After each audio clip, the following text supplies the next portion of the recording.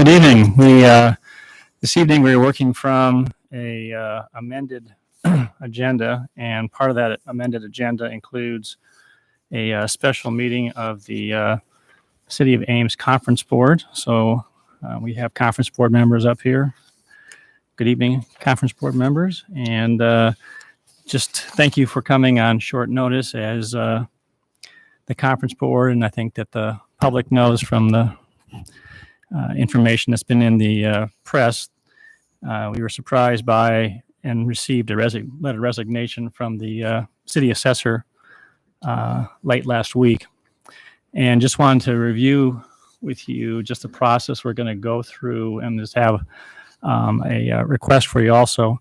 There was not the city assessor is tasked with appointing a deputy assessor, and that had not been done at the time of her resignation. So per Iowa code, the city clerk, in the terms of a city assessor, or I believe it's the county auditor, I believe, automatically becomes the assessor. So currently, Diane Voss, our city clerk, is the acting assessor. And in discussing this with our city administration, Diane does have the authority to appoint or ask someone to assist her. And so they are going through the process of asking Deb Shildroth to essentially provide some administrative oversight. Now, the work will continue in the assessor's office as it was previously. There will be no work being done by Deb in the office other than being a point of contact and helping with any minor administrative duties, but just wanted you to be aware of that.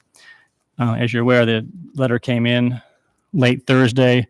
We spent Friday doing a lot of conversations with people and getting that out to the board. While Brenda Nelson, the city assessor, was present, she had been doing a lot of work and looking for ways to continue to strengthen and make improvements to the assessor's department, looking for efficiencies in data, and it became apparent that this might be a great opportunity for the conference board to request just an independent entity to come in and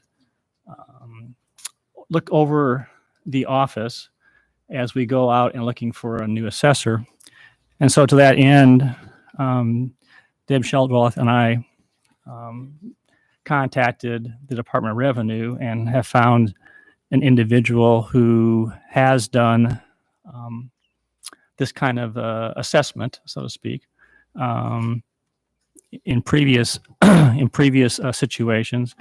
I just want to make sure that's very clear. We do not anticipate nor expect that there's anything that's going to be uncovered that is untoward or has misdoings. It's more or less what are opportunities to try and really make sure that the data is being inputted. There is some new software that needs to be implemented in the office in order to comply with Iowa code. And that's on a timeline that could take from a year to a couple of years to get implemented. And then also just looking at some, how the office is staffed and just the overall office structure. So I wanted to bring to the board's attention and ask for your permission to invite the Department of Revenue come in and just take a look-see at it as we're getting ready to go ahead and go out, start the process for soliciting a new city assessor. So with that, I'll just pause and see if anyone has any questions with respect to what we're proposing. Would everyone be supportive of that? I have given you a draft to look at. Everyone's comfortable with that? Mayor, do we have any idea how long this assessment might take? Is it Good question. Yes. In talking with the individual at the Department of Revenue, she was anticipating it might take a day or two. Oh, coming up. It's not going to be like a month or 2 months. They're coming in and doing, again, she's coming in to look at, okay, how is you can imagine how much data has to get entered, for in properties and making sketches and the like. And so what was discovered, in Brenda's short tenure, was there some things that she thought could be implemented, to make it even better. Well, we can't do that now because she's now gone, essentially. So we thought this way there's no other assessor. And also we would provide that report to a future assessor, candidates, to explain, here's what's been discovered, here's a way that we are looking for to improve the assessor's activities. So that's really, it's all sought to be positive and proactive versus coming in and trying to do some kind of a negative situation. So, and it's going to take us a little time. I'll talk about that here in a minute, about the timeline to go through and get the assessor to be hiring a new assessor. I guess my question, kind of a little bit off of what Gloria just asked you, is once they receive the letter, what is the potential timeline for someone to then come in? To come in from, you mean for a new assessor? No, for the person to come in to do the review. In conversation today, they're anticipating mid-August. Gotcha. So we're hoping that actually tentatively we have like an August 18th or 19th date to come in the office. They have to check that out with Director Craig Paulson of the Department of Revenue to make sure that they can get that fit in. And I don't know how long it would take for the report to get back, but they understand that we're interested in really expediting it. So I would hope by the end of the month, we would have something back that would then become submitted to the conference board. Okay, if I see no objections, I'll just proceed on that basis regarding the letter. The next thing is, as you're aware, per the Iowa Code, we need to have an examining board in place, and the examining board is made up of 3 individuals, one appointed by City Council, one appointed by the Board of Supervisors, and one appointed by school board representatives. And their duties are, one, to help procure from the Department of Revenue the list of eligible candidates for the assessor's position. And also, in the event that there are any employment issues within the assessor's office only, that are appeals, those will be essentially directed to the examining board. So if there wasn't a need for an assessor, the examining board may not necessarily even be necessary, but the point is that we need to have one in place. So, and given the fact that it has to do with procuring resumes and potentially going through and doing some of the solicitation process, and also could be hearing personnel issues from within, we would like to see someone who would nominees that would be have human resource background. That would be very helpful as they go through that process. So tonight I'm just asking the supervisors to confer and find somebody that they feel would be appropriate. They do need to reside within the Ames city limits. That is the one requirement, because it's the jurisdiction over which the assessor is governs or has authority over. And I will be in contact with the school boards and review with them the need for this as well. And there's probably going to be a need for a few special conference boards, and one of those would be to appoint these individuals and make that known. So we'll probably get that done here in a very short order. Also, from the standpoint of schedule, because we're going to go through this process of asking the Department of Revenue to come in and just take if you will, just a review of the office. By code, within 7 days of a assessor resigning, the examining board is to request a list of people who would be eligible to be considered for the position of assessor. I did review this with the Department of Revenue today, and I said, really, we'd like to get this report first before we go out and begin that process. they understood. I just want the board to be aware that there is, by code, this limit. There is no penalty for failure to not do it. And we don't like to avoid that situation, but I just want you to be aware of the fact that's this to me is an extraordinary situation that we're trying to go ahead and make inroads to help us find the best candidate, going forward. And then last, we do have a mini board that has been appointed. Amber represents the city council. Lisa represents the supervisors, and then one each from each of the 4 school boards serves on that. And if I might suggest that the mini board essentially be empowered to receive the report from the Department of Revenue and then discuss that, and then they can bring the report and recommendations, back to the conference board. So everyone will have all the information, but just to allow, instead of having a larger, group meeting, allows the mini board to go ahead and do that. They do also look at the budget. That's part of their responsibility. But it also says in the description that there may be other duties assigned to them. So if there's no objections to that, we'll proceed on that basis also. And lastly, we are going to be very aggressive in seeking to find a new assessor. And one of the other things that we talked about with the Department of Revenue was, are there people that they would know that we may need to pursue after? Because we had a very small applicant pool before. And so when they come in, we're hoping that they'll be able to help us identify some candidates. And then with that report, hopefully the candidates should have confidence. They know how they can best move forward with the department to continue to serve the Ames community and continue the successful track record that they have. Any questions? Again, thank you for, go ahead, Lisa. Yeah, my only question, so the person you want appointed to the examining board would be different than someone that you've had on like the mini board or the overall conference board, correct? That's right. They actually cannot, by code, they cannot be serving on that, right? Yeah, just want to be clear. Yep. Thank you. All right, with that, any comments from the examining board? Lisa, do you have anything that you want to? In regards to the letter here, I do not. Anything else?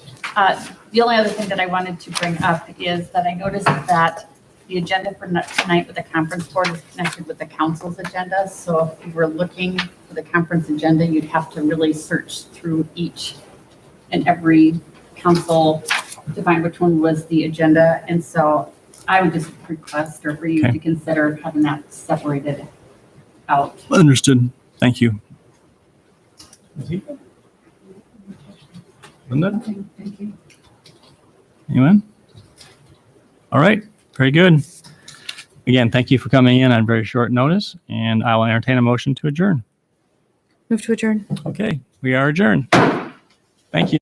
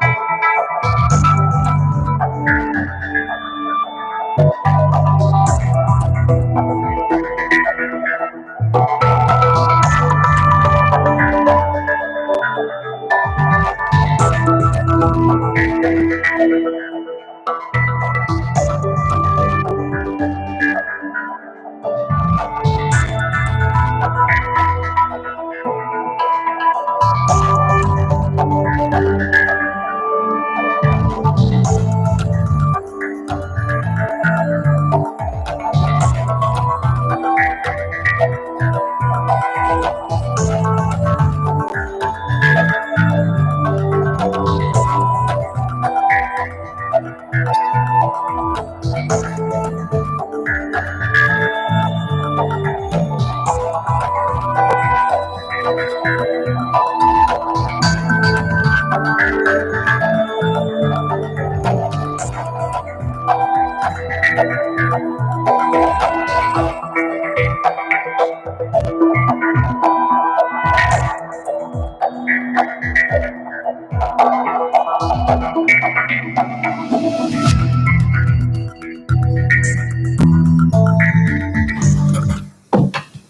evening. I call the regular meeting of the Ames City Council for July 27th to order. Good evening, Council, and those in the audience.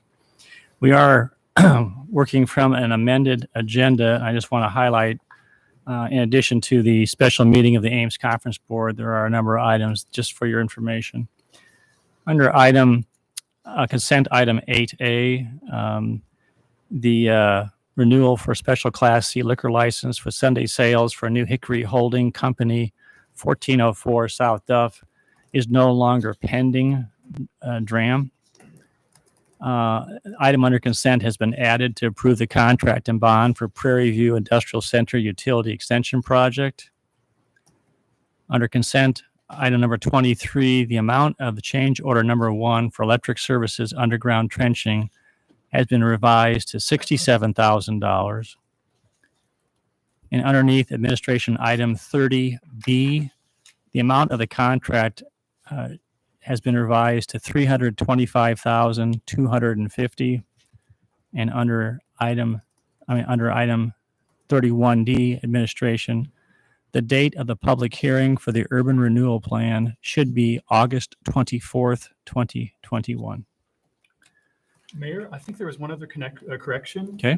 That was under item 8A. I thought that Cyclone Experiences DRAM insurance has now been provided as well. Is that no? Okay, never. I take it back. Yeah, I've not seen it on the. My mistake. Actually, that should have been item 8. My apologies. It should be consent item 8G. That is the New Hickory Holding Company. 8A is the is pending dram shop insurance for the Cyclone Experience Network. So, Thank you. all right. With that, entertain or does council wish to pull any item from consent tonight? Hearing none, entertain a motion to approve consent as amended. Move consent. Second. Thank you. Roll call. Aye. Aye. Aye. Aye. Hi. Thank you. Now it's time that we set aside for public forum, comments from the public on topics of city business other than those listed on the agenda. We will not take any action on your comments due to the requirements of open meeting law, but may do so at a future meeting at council's discretion. I'd like to limit people's input to 3 to 4 minutes. And so I'm going to open up public forum. I do have one card indicating someone wanting to address council, and Tom Kackler, you're invited to address council. If you would introduce yourself and your address, and you're welcome to proceed. Thank you. I'm Tom Kackler. I live at 4909 West 190th Street here in Ames. And I believe you've all received some correspondence about my request, so I'll be brief. Basically, I would like to do a 3-lot subdivision on my property, and have gone through the process with the planning department to have that considered. And that has been rejected, and I've been told that my option is to bring it to the city council, which I've done through the mayor. And this afternoon, I received a letter from the planning director indicating that they'd made a decision, and you may have seen that letter or not. It came out late this afternoon, but it's my understanding is in the dispositions item or later on in the agenda, you'll be discussing the next steps with my request. And I would ask that you would opt to move it forward for a future council meeting. I understand the Ames Urban Fringe Plan is a very important public document, but I have some concerns about how it's being implemented for existing landowners of record. And I believe that what I'm requesting can be very compatible with the goals of the fringe plan, and would like to have the opportunity to present those and discuss them. So basically, that's my request, that you would move it forward for further discussion at a future council meeting. Thank you. Thank you. I will just share with you, Mr. Cackler, that the memo to council actually came out just today. And so it will actually go to council this Friday. And so are we going to have disposition and communications next week when we have, so it'll be next Tuesday night, council will consider it under dispositions of communications to council. It won't be tonight. Not consider the item. You'll, No, I'm sorry. We'll consider it whether or not they take any action on it or refer it or not. they refer it, and we obviously, you had the memo. You have to decide what you want to do. You put it on, Right. either put it on a future agenda, or you decide that not to take any further action. Right. So just a point of clarification, you mentioned that we would consider it tonight, but the way it works is that council has not had a chance even to read this yet. It just came out today. I understand. I guess I didn't understand because I'd called and they said it would be discussed tonight. So Okay, well, that was, I'm want to comment to that or? Yeah, there's just confusion. Usually it has to be submitted to the council on the Friday before the council meeting for referral. So I think the letter was actually prepared for Monday. So I think in keeping with the council's procedure, you have to wait until next Tuesday. That just gives council a chance to read through it, ask questions before we go ahead and take any kind of an action, whether to refer or to decline. So it won't even be on our agenda tonight, or on the disposition of communications tonight. It'll be next Tuesday night. okay. All I right. understand. Thank you. Thank you. Oh, and just point of clarification too, is that under disposition of communication, there is no public input. So if you wish to offer any more comments, it should be under public forum like you did tonight.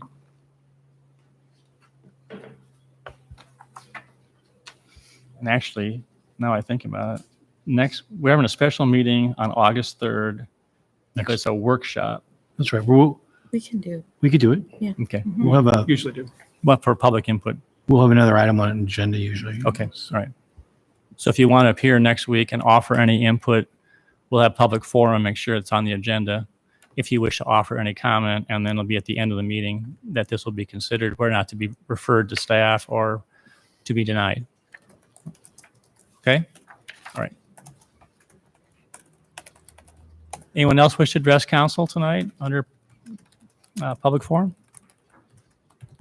Seeing none, we'll close public forum and we'll move on to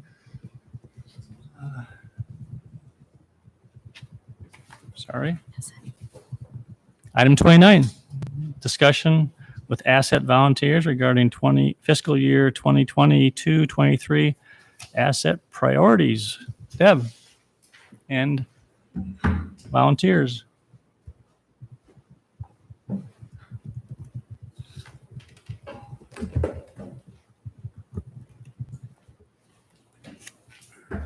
Sometimes we have difficulty with those microphones too, so if we should test to make sure they're working okay. Can you hear me? I can hear Okay. you. Do you need me to talk like a rock star? Yes. Push the button. No, I don't think so. Try the other one. Test, test, test. Can you hear her in the audience? Can you? Okay, it's working. All right. Well, good evening, Mayor and Council. We are before you tonight to talk about the asset funding priorities for fiscal year 23. I know we're only about 27 days into fiscal year 22, but the process kind of continues all throughout the year. So we're setting things up to get ready for the funding cycle for fiscal year 23. Before I jump into the priorities, I do have two of the volunteers. We have a total of 6. And we did have more that were coming, and throughout the day, things came up. So we do have 2 with us tonight, and I'll have them introduce themselves. I'm Andrea Rich. I think this is my 5th year on this committee. Do you want to know anything else? I'm Ed Gillott, and this is first year on the board. So the other volunteers that are not with us tonight are Ashley Thompson, Jenny Schill, Becky Harker, and Mary Beth Galimo. And Ashley is actually the chair right now for Asset, and Jenny serves as the Asset treasurer. So we're sorry they're not with us, but they were involved with the discussions that we had in June regarding the priorities. So their input is reflected within the document that you have before you. So last year, at this time, when we talked about the fiscal year 22 priorities, it was decided by council to leave them the same as the previous year, as we were waiting on the results from the 2020 Community Needs Assessment. Those results came in early fiscal or early calendar year 21. So we took that information, we did a presentation to the asset joint funders in May with those results, and then we gave the same presentation to the asset board about a month later. Well, no, it was a day later, actually. So that information has been pushed out to both the funders and the volunteers. We're also making it available to the agencies so they know what's out there for the community assessment results. And then it's up to each funder on how they want to use those results if they so choose to do so. So when the volunteers met in June, they took a look at the results and they did rearrange priorities according to those assessment results. So I'm just going to highlight the changes quickly. They reprioritized the mental health and substance use category over the basic needs category. So they flipped those. We had an addition of suicide prevention services that came out of the community needs assessment. We reprioritized food and housing services over childcare, but that's still in the lineup. And the addition of financial literacy and education. So that meets that community needs result of income. And I think council, it's fair to say council's priorities have always been focused on the low to moderate income families and individuals. So income is kind of that overarching part of priorities, but we did add in financial literacy and education services because we do have agencies that are providing those services to benefit our residents. There were no changes made to category 3, which is the youth development services and activities. So essentially, the priorities and services were there from the previous year. We just rearranged them according to the community needs assessment. So we now have mental health and substance use disorder services as number 1, basic needs with an emphasis on low to moderate income as number 2, and providing youth development services and activities as number 3. And please note too that categories 1, 2, and 3 are listed in priority order, as are the lettered services under those categories.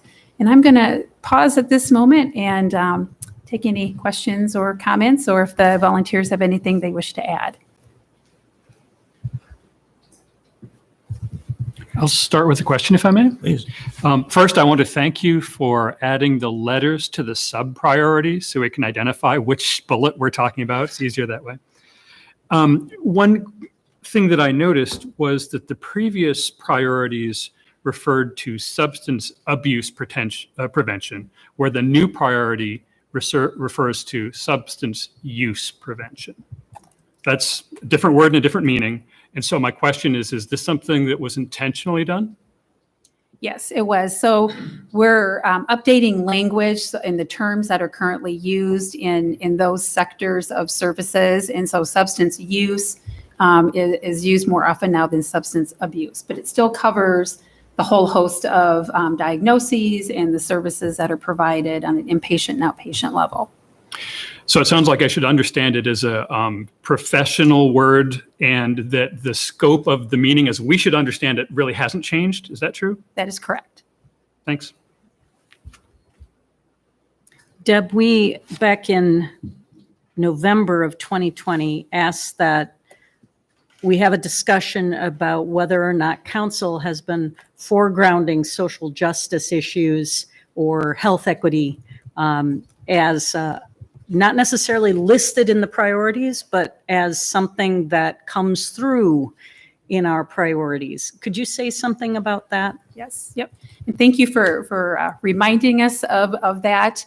And I think it's fair to say that the services that come through the asset process do overlap in serving those individuals that tend to fall in the social justice population groups, low, moderate income, minority types of groups.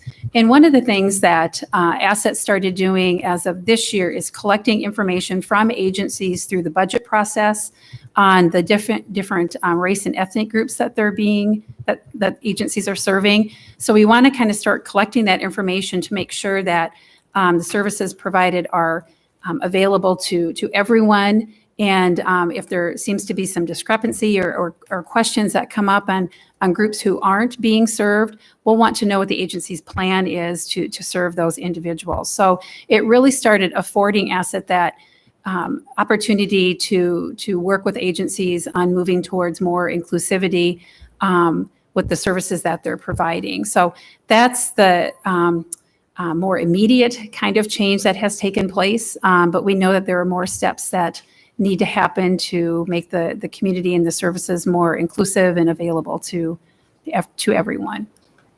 The reason I bring this up is because I'm hoping council will start a discussion about that, not change the priorities that we have in front of us tonight, but to look at the way in which that question of are our policies and priorities aligned with our goals and vision that we have posted behind us.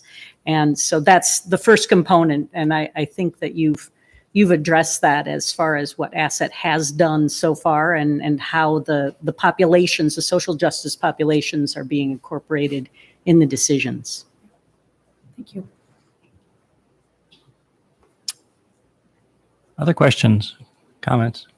Just a comment that I think prioritizing, giving greater weight to mental health is consistent with what I've heard, and I think a lot of us on council have heard. It's been a very difficult last year, and families are struggling. And so I think this is a year to prioritize that. So I think it was very prudent. Thanks for doing that. Anything else? I would agree with Tim and just add that this is just showing the benefit of the community survey that was, completed also to kind of give all the funding agencies or funding entities, council, supervisors, Iowa State, United Way, more data points essentially to know how we can best serve our community. And so, thanks to council support, there's actually tonight is the second of 3 training sessions on mental health, first aid, and you've strongly supported that. Greatly appreciate that. And this just shows that we need to really continue focusing on that as a community. And hopefully we'll have, believing we will have some really positive impact on that. So Andrea, any comments that you wish to make or? Not really. Sorry, I'll rock star it. Yeah, I agree with the community needs assessment was really eye-opening for me on the mental health needs, especially of our young people. Not that it's just youth that struggle, but some of those were really shocking. So I appreciate that as well. I think you all know how much there's just limited funds, and this group has really been working to follow the priorities, even when the decisions are very difficult. I appreciate your support on that. The needs are exploding and the funding can't. So Yeah. I appreciate the support on some of those tough decisions. Ed, any comments or no? You're just getting your feet wet here. So Right. I've been in the human services for about 30 years now. So I know the process from the provider side of the equation, focusing on early childhood issues and young children when I worked for Children's Services and then for YSS. So very familiar with the process. The issues have not changed much in 30 years. We are still dealing with, a lot of needs for families with young children. And, the importance of it is as important as ever. So, putting our emphasis on this through this process, I think is is a great way to, kind of make it more visible and make it a priority. And when we're looking at where the dollars go. Thank you. And thank you to both of you, and Deb, please extend that to the other 4 members for all your work. And I know you got a lot of work coming up. And Deb, just for those who might be watching, just giving a 1 or 2 minute synopsis of what our volunteers do. It's a lot of work, and it's a lot of heavy lifting and a lot of time commitment. And so we thank you for willing to serve, Andrea and Ed on this committee. It's a very important committee, and council weighs heavily, the recommendations. It's a lot of, like Andrea said, needs are growing, but the resources unfortunately aren't keeping up to pace. So you have some hard decisions to make. So can you just kind of give a little snapshot of what Sure. This goes on? This could be maybe a promotion for new volunteers. So it is a very time-consuming commitment, and that's one of the things that I try to make sure people are aware of when they express interest in serving in this capacity. So the volunteers will be assigned agencies to visit. It could be anywhere from 1 to 2 agencies.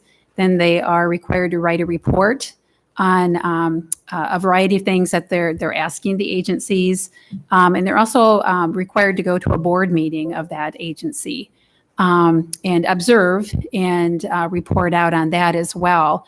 And then when the budgets come in from the agencies, we assemble a budget book for each of the volunteers, and they are to not only pay attention to the budget of the agency they're a liaison with, but their asset services are in 3 different groups: financial stability, health, and education. And so each volunteer is within that one of those categories, and so they look at the budgets of all the services within that category.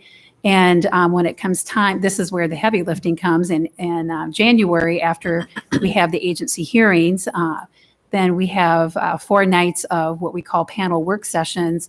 And so Andrea and Ed will each be on a different panel, but they will have listened to the agencies, read the reports, looked at the outcome information. I don't want to forget that very important piece.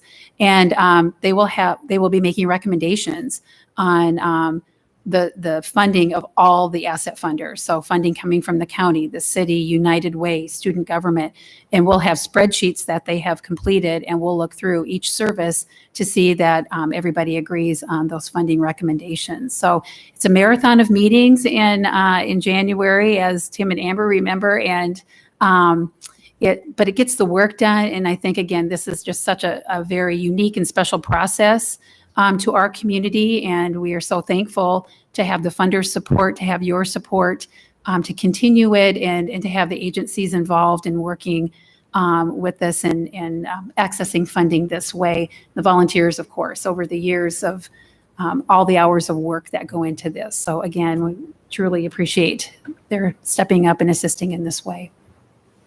Well, it's what a tremendous process it is. And I think, was it over 20 to 30 organizations and 40 some programs are funded. And I think this council committed $1.5 to $1.6 million this past year from local option sales tax. And then I think the total budget was almost $4 million, wasn't it? It's up to about 4.6. How much? It's almost 5. Almost $5 million. So anyway, it's just, it's awesome. Yes. All right. Well, thank you for coming. Appreciate the report and priorities, and I know we'll see you again. We do need a motion, Mayor, to approve. Yeah. Oh. Is that important? It is. We could sit here and talk more. It must be the evening. I'm not. Sorry about that. I apologize. All right. With that, I'd entertain a motion approving the City of Ames asset priorities for FY 2022-23 funding cycle. So moved. Second. All right. Moved and seconded. Thank you. Those in favor of the motion, please say aye. Aye. Any opposed or abstaining? All right. Thank you. Thank you. Mayor, would this be an appropriate time for me to make a motion about extending the conversation related to our social justice issues and the asset priorities? Okay. Yes. I would like to move that we have a council workshop sometime before the next round of funding to discuss the ways in which our council visions and goals related to inclusion and creating a diverse community should or should not be used in establishing our asset funding priorities. Is there a second? I'll second. Discussion? So this is meant just for us to have a discussion about those goals and how they are playing out in the funding, and whether we should be looking at our end game as our goals, or whether the end game is really how many units we fund and how those units are being utilized in the community. I think those are two different questions, and I don't think council has discussed that at all. And I don't know that we can have that discussion in a typical council meeting. And I don't know that goal setting works very well either, because we've got so much other stuff. So that's why I'm making a motion that we set aside a workshop to discuss that. I think it's a great idea to have the conversation. When you say a workshop, I'm imagining an entire evening on it, though. So I wonder if It can be short. So this, could it be considered like a workshop style topic to be added maybe to another workshop evening? Yeah, oh yeah, absolutely. Or Absolutely. I hate to just insert it as an item in a long council agenda. I know that's not what you're after, but No, if and I you're- think there are other things that would pair with it well. So Claire, could you flesh out a little more of how might what we're doing be improved? Can you give us an example? I don't know how what we're doing could be improved, because I think the question has to be, what does council see as the end game? Right now, I get the impression that council has been very concerned about units of service and how those units of service are distributed and how much we're paying for different contracts, which isn't really about the goals or the visions that we have established. I think we've moved away from units and we're in outcomes now. I mean, all of the agencies, we report on the outcomes established by United Way and Asset on a quarterly or annual basis already. Okay, so I'm using So- the wrong word, because that's what I'm, Yeah, I mean, we used to fund it as units of service, but we're funding it based on outcomes now. so. And like I said, all of us are reporting it through scorecard. We all have different outcomes based on the services that we provide. And to me, it would be more appropriate to incorporate social justice outcomes as part of what we're already reporting through our services. Because many of us are doing that already. Yes, and I don't necessarily disagree with that, but I think as a policy setting body, we should be asking ourselves, what is the policy that we're setting here? And we have these goals and visions. I'm looking at them on the wall there behind David. And I don't think we ask the question how those play out in the priorities that we set. And I would be all in favor of doing that, to roll that into the outcomes, but we haven't decided that we should. So that's part of the discussion. I'm still lost. I still don't have a sense of what we could do differently. And Amber, do you have any sense of, as an agency representative, what we might do differently? What would achieve through a workshop? I'm not necessarily in favor of having a workshop. I think if we want to have a discussion about outcomes, and just like the agencies meet with United Way regularly to talk about what outcomes United Way wants to see from us, I think council can do the same thing in terms of expressing what kinds of outcomes we want to see for the individual priorities. And if that's related to social justice, then we can have them report that through scorecard. But I don't know how we determine that without having the discussion first of whether that's what we want. So we're kicking the can down the road a little bit on this, because I trust our agencies, I trust our asset board, but I think as the leaders of this community in our policy decisions, we should be asking, why do we have these visions and goals, and how do they connect to the funding that we're distributing? This came up as part of the discussion of the policing report, A Path Forward. And so it's part of a bigger question. It's not just about asset. It's also about how do those goals relate to our vision for inclusion, equity, diversity in the community. I'm just trying to envision like what a workshop agenda looks like. I mean, to me, this is a conversation that we would have at goal setting because it's very sort of disjointed and not very organized. And I'm just having a hard time picturing what an organized agenda would look like other than discuss social justice outcomes. Well, I would suggest that one thing that we could discuss when it's properly agended is simply whether to incorporate additional factors into our list of priorities for a future year. We could do that. We could have done that tonight, I guess, too. It was on the agenda. We could have just said, let's do it. But I think the way this is unfolding is that we've been given sort of a topic to think about and a suggestion that we should not do it all in one evening where we have an ordinary agenda item, but rather have a different type of discussion about it. Well, and I agree that this is sort of like what you would do with goal setting, but we all know what goal setting is like. And so I love every time I don't know what everyone every else is time we've talking pushed about. something off to goal setting, it gets a shorter shrift than it would if we focused on it and could prepare for the questions. And I know some of us weren't just prepared for this discussion tonight, which is why I'm asking us. Okay, to so do that here. if I can summarize, first of all, I think the motion was the motion more regarding asset, or was it regarding all of council goals? The motion was regarding how our visions and goals, especially related to creating and valuing a diverse and inclusive community, relate to asset funding, because that is what the city council voted on in November. It almost seems like before we have a workshop, we would need some sort of report from staff via the agencies on what all of the agencies are already doing and what outcomes they're already either collecting internally and or reporting through scorecard to United Way and Asset. I don't disagree with doing that, but I don't think that gets at whether council feels it should be our policy to incorporate this into our values for the money. No, I understand that. I'm just saying if we at least have some information, it makes for a more efficient discussion than to just roll into a meeting and start talking. I Okay, mean, Tim, why don't you let Tim finish, and then we'll call for the question. I mean, respectfully, these agencies are on the front lines every day with the people who are in greatest need in our community. And I was on there, I chaired it for a year. I don't know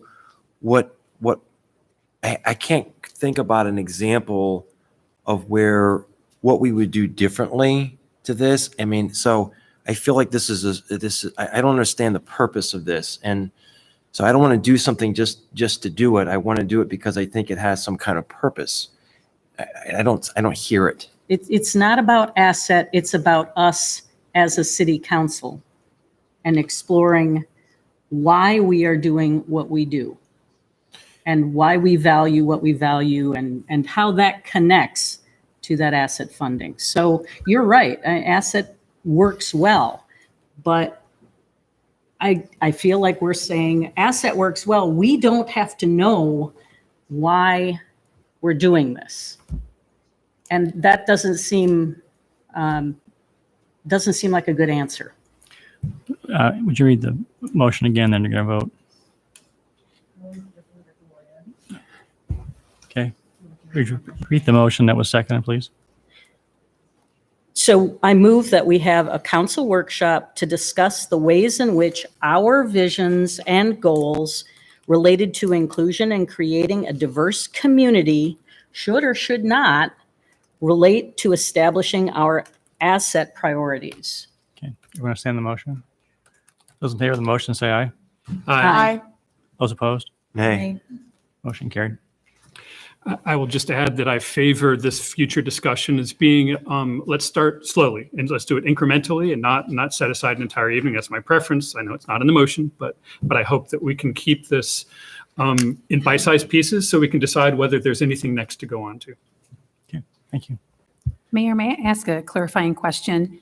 the timing of this, Gloria, I heard you said before the funding cycle. So before council votes on the allocation amount that goes to asset. When is that, Deb? Remind We me. usually do that in November. I would say Do you want it done before that? no. Okay. No, and I'm not talking about changing our priorities right now. Correct. So I was thinking before the next discussion of these priorities, which is actually a year from now. So there's time for that discussion to happen. There's time if council wants to get more information, to seek that information. But I think it's a discussion worth having.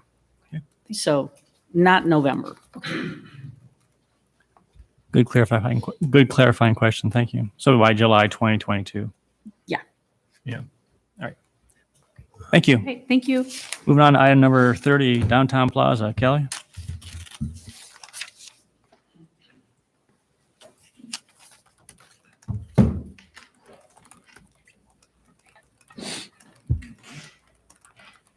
So good evening, Mayor. Corey Mellis is here as well. It's kind of a team effort here to get the plaza going. So Corey's actually going to end up being project manager as we take it from the planning stages into the design and construction stages. So I'm really going to hand it over to Corey to talk about the project. Obviously, we're both here for questions. Yeah, so we're here before you tonight to ask you to waive purchasing policies to allow us to move forward with Confluence. Confluence did the original design, and the reason we're asking for the waiver is to try to hit that time frame of construction in the summer of next year. Our plan would be the plaza would start once the new parking lot is finished on 6th Street. Once that is open, then we'd start construction on the plaza. You will see a lot of accompanying information about some updated costs. Be happy to answer any questions about those, but I think you have a good kind of understanding of what the plaza was and what we're doing. So this is kind of just the first step. And well, obviously, currently we'd have to look at ways to probably reduce cost to get that project. We will be back probably in September is our goal to talk about the ICE system. That's one of the touch points we'll have with council. So I'll open it up for any questions. I have one question. Just to be clear, the waiver that you're seeking is not for the actual construction of the plaza, isn't that right? Correct. It's just for professional services. Usually we do a request for proposal, and we kind of state in this that that's not dictated solely on cost. We look at a lot of factors because you want to make sure you have somebody with the experience that they've done a similar project. We thought the fees were reasonable with what we would see in a range. Probably there'd probably be a range. We'd probably maybe have some lower, some higher, but we felt Confluence, their experience kind of with plazas, their experience with this plaza, and the time frame led us to this decision. Thanks. To help expand what Corey was telling you, I just want you to know that you've asked us to go back and get updated costs for the indoor aquatic center. So we've done that also for the plaza. Now, these are not based on any updated design figures. These are based on conservative estimates from the consulting group on just a percentage increase. So I think they're very conservative, but when you ask a company now to give us their best guess of what it's going to cost, they're going to put in a very conservative number that reflects the current bidding environment. We're hoping it's going to be substantially less in the next summer, but we're not sure. So this is a very conservative number. I'm not doing this to frighten you or dissuade you from moving ahead, but we have $3.7 million budget. So we're off about $1.2 million. We will have to work with you on the bidding environmental change.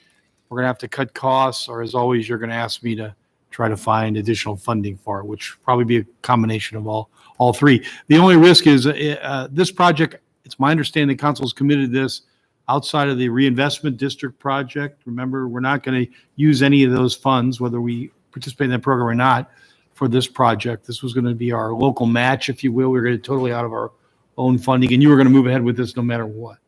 So the only risk is that you ask us to proceed with the design fees, and we come to a point where the numbers are just too high and we can't reduce costs, or you don't want to spend the money, then you will have those designs in place to use for another time, right? A better bidding environment. but you may not proceed with it. That's the only risk you're taking at this time. But we almost need this, we do need this company to give us better numbers, better estimates, and suggestions for reducing the cost through the design. So I'm assuming if you want to proceed with this project on its own, that you'll allow us to move ahead with Confluence. I've always was a big advocate, Corey. I'm sure they'll probably consider this, and that is looking at alternates. I mean, given the fact that we are in a very volatile cost, construction cost, environment, instead of just whole scale, cutting something out, it'd be nice if they could go ahead and structure the plan specifications that would have some, add alternates. Maybe it's something that's in there right now, but we got to, slice it out, but not throw it away essentially. Because if it comes in underbid, which would be wonderful, then we'd say, oh, gee, I wish we would have thought about doing this, Yeah. So Yeah, I think we'll look at alternates, deducts. We've had kind of some preliminary discussions about maybe doing 2 bids, where you do the street work on Clark and maybe some of the grading, Okay. and then come back with more of the infrastructure and things like that. So we're not seeing the big increases on just kind of regular road work. So I think we'll kind of look at all those avenues and see what we think is going to get us the best. But yeah, I think on a lot of like the building and things like that, we're going to have to look at those kind of options. Yeah, great. All right. Any further questions? If not, I would entertain a motion on resolution waiving purchasing policies and procedures for competitive bidding of the professional services and approving a single source contract. So moved.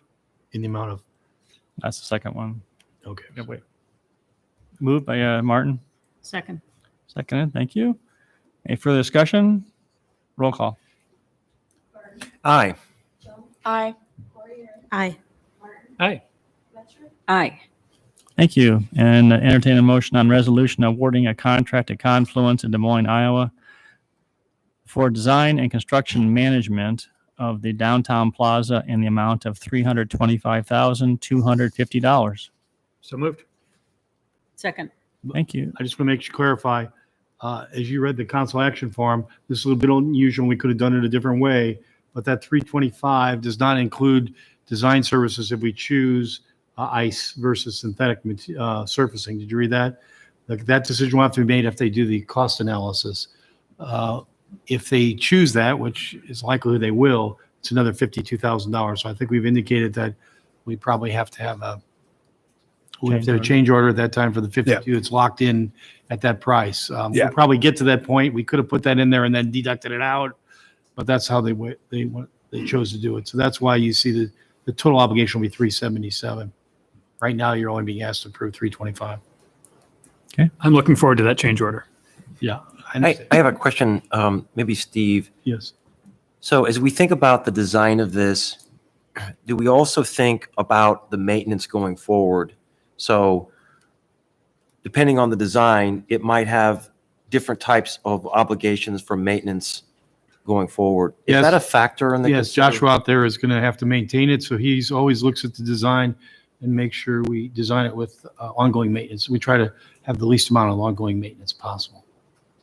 And we've had that. That's one of the evaluations with the ice, the synthetic versus the natural. Right. There's 2 different maintenance obligations, life cycle cost analysis that'll go into that. So that'll be all part of that evaluation. It's not just the upfront cost that is different for the 2. Definitely. And you got to look, sometimes you don't want to go with a lower upfront cost in capital. And then if you do the life cycle costing, your operating costs are a lot higher. So we take that all into account when we make recommendation. Thanks for clarifying that. And another thing, if you don't recall, you did give direction back in January to focus on the recirculation system for any water feature. So that's already built into the plans too. So that's a higher upfront cost, but it's a cost savings over time. So we usually, Keith very frequently brings these things to you, and we're all aware of that. Keith would be here tonight. He's on vacation. Otherwise, you'd see all 3 of us here. But we'll definitely look at a lot of those different costs and options. Great, thanks. Okay. Roll call. Aye. Aye. Aye. Aye. Aye. Thank you. Thanks, Corey. All right. On to item 31, Downtown Reinvestment District Urban Renewal Area and Plan. Kelly? Yes, good evening. I think Julie might be coming up here with me as well. She helped me put this together for you. So As you're aware, the downtown reinvestment district requires an urban renewal area to be created to take advantage of the incentive the state is offering to us if we submit our final application. So we're moving it forward with that. Tonight you have the first step in the process, and we outlined a couple of different steps that are necessary to do this. So urban renewal not only has a map that identifies the area where you have urban renewal powers as a city, but you also have to list out the activities and projects that you will undertake for the purposes of urban renewal. So you have that in the draft plan. We've put both public investments, which we've outlined as like public facility improvements, where we identify the pool or the indoor aquatic center, possibly other pedestrian bicycle facilities, road parking improvements that could happen in the area, which is not uncommon. You're talking about a 75-acre area. It's a commercial area. There's a lot of things that over the life of the plan we might want to invest in as urban renewal. The second part that we have to address is if the city is going to use tax increment financing, it's a critical component of the plan. It must be identified up front in the plan. You can't execute a project in the future if you choose to that requires TIF if it's not in the plan. So you could always amend a plan in the future, but at this point, we know the Lincoln Way project it's essential to doing the reinvestment district. It's one of the revenue sources for the reinvestment district. So we've put in a conservative program number of potential TIF. This plan doesn't authorize TIF to anybody. It doesn't even set. It doesn't authorize to anybody else. You can do less money. You can do it in different ways. All the plan does is set the cap. And that's why we've put in the $30 million, trying to think broadly. What did we have in the reinvestment district application? Thinking about timelines going forward, then that would possibly have higher values and higher costs than what we first talked about. So that's how we elevated that figure to $30 billion. We also added a program that we haven't used in urban renewal in Ames. We do have a program that we could fund for acquisition of property. We are proposing this as a blight and economic development district. There's two different reasons you can acquire property. One is to remove blight if that is in your district. And then secondly, you also could acquire property for economic development purposes. So you could purchase something from someone could voluntarily sell it to us. We could hold land, and then we could package it or assemble it to someone else to do an urban renewal project. So that's also authorized within this plan. After reviewing the plan with our legal counsel, we do have a couple of edits that we want to make to the draft plan. So on the page where we list the city projects, so that's the table called public improvement projects. We're going to add a note to each of the estimated costs, even though it says undetermined for most of these. Even the 31.2 million, that's an estimate that we use the escalation figure that we don't really have a bid for or anything like that. So we're going to add a little bit of language that says that these costs may vary depending on final design and timing of construction. So that's just a small note that just makes it clear that even the 31 million, we don't really know if that's 31 million. Undetermined obviously means undetermined, but it does highlight that those are still public projects we intend to do. And then also under the pedestrian bicycle facilities, it's meant to be a broad program. The notes on the side talk about some specific projects. It's probably better for us to keep it as broad as possible. So we would, as staff, prefer to delete the sentences that reference at street level, and then the sentence that talks about the pedestrian bridge. It doesn't mean that you wouldn't consider that in the future, but it isn't necessarily only those things. So it'd be better to delete those sections out. So staff thinks that would be an improvement to the draft before we go out for public comment. And then the one final edit that's substantial is under types of renewal activities, which is section 7. Under the general obligation bonds, which is subsection B, there's 2 paragraphs there. The second paragraph of it is not necessary. It talks about how certain things may not be economically viable without an incentive. Well, it's talking about our own city project. We don't give incentives to ourselves. So we're just going to strike the second paragraph. It's not necessary to have a general obligation bond authority to do the public improvement projects. So let me give a little twist to what Kelly's talked about too. This is a little unusual when we do this type of urban renewal plan. Normally we do it when we have one project in place, and we can be very specific about it. Remember, we are actually drawing this urban renewal plan and district for a 75-acre parcel that might last 20 years. So there's many more projects. I know you're thinking about the Lincoln Way and Lincoln Way project, but there's many more that may come up. So we were told that in terms of TIF, we have to put a number in there.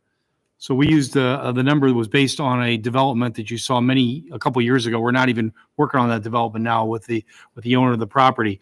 But I want to emphasize what Kelly says. Right now, it's a cap there. I want you to understand, as we negotiate agreements with Lincoln Way Development and 10 years from now, someone else, that cap is going to have to be increased. I'm sure of it. So you should expect us to come in and modify those numbers. There's no science to this right now. We haven't even sat down with the developers on the new version of the project. So we had to put something in there. We were advised by our attorney. But I always get nervous when I can't really put my hands on it or can't explain to you why it's that specific number. So it's really based on outdated numbers. And even if it was, you don't want to put a cap just on the amount that deals with that one project, because there'll be other projects. So I want to say again, for the record, we'll probably come in and have to, over time, continually change those numbers as we get on a case-by-case basis. You're dealing with projects. You understand that? So it is a cap, but I'm telling you, we're going to probably ask that that cap be lifted. You can be assured of that. But you'll approve those all on a case-by-case basis. Even the Lincoln Way project. When we talk about the incentives, you're going to have to agree to that. This doesn't bind you to anything. Right. Is that clear? And the other point that I was going to make with TIF, this sets up the authority to approve TIF in the future. You actually will have to adopt an ordinance that's much more specific about how the funding is generated, the time frame for it, and then how it's distributed through a rebate or what other mechanism we're and working you make on. the decision on this, because I'm telling you, we're going to recommend TIF for the Lincoln Way project. It's the stimulus project that we talked about in the area you wanted to kick off the Lincoln Way corridor plan. That doesn't mean everybody who comes in from this point in that district, we're going to be recommending TIF financing. You don't have to give TIF financing. You may justify it, but you don't have to give it to everyone. It's similar to what we did with Kingland in the campus town. And that proved to be very effective in stimulating redevelopment. But we didn't have to give that incentive for the other projects that followed. We gave the normal urban revitalization tax abatement. So don't think you're bound by it. I don't want anybody out there to think that every project that comes in is guaranteed the same level of incentives or the type of incentives we may offer to the Lincoln Way development project. Well, Okay. and Steve, just to be clear, I think we had a question from some residents nearby. If the aquatics facility for some reason does not get built, we are not locked into describing the URA as broad as it is delineated here, if we decide that we don't want to have that location, that DOT lot, former DOT lot, as part of the urban revitalization area. Is that correct? I hear what you're saying. Yes. Yes. What? I mean, you could either repeal the plan at any time. If none of this goes forward, you really don't like having this out there, you could repeal the whole plan. You could amend it and make the boundary smaller. As long as it's a reinvestment district, that'll be different. But Right. what you're suggesting is if it really doesn't happen, the reinvestment district's irrelevant. Yeah. Then maybe the URA We is not. probably wouldn't receive the state funding or incentive under the reinvestment district, but that doesn't matter. If that's the policy decision we ultimately come to, you can shrink those boundaries. We would probably still recommend we put urban revitalization, urban renewal boundary around the Lincoln Way project, so we could use the TIF incentive. It can be very small to that project only. Yeah, and I think, and my response to that inquiry was that an urban renewal area doesn't change land use policy. It has to actually be consistent with land use policy. So in this case, we have a downtown plan, or we have the land use plan that emphasizes downtown as an urban core, and you have the Lincoln Way corridor plan, which highlights this area where the pool is meant to go as one of our focus areas for change, along with the Lincoln Way project, along with enhancements in downtown. So the URA is really an implementing tool consistent with our policy direction. So it's not setting policy, it's following policy, really. Other questions for Kelly?